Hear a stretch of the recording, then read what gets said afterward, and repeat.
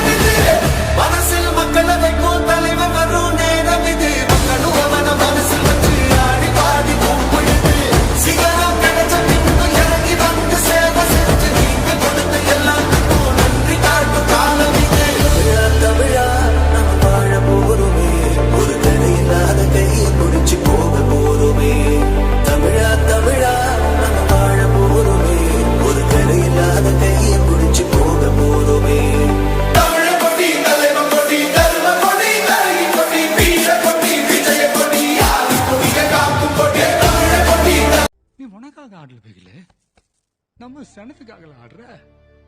அதான் ஆட்டம் கொண்டாட்டமால இருக்குது.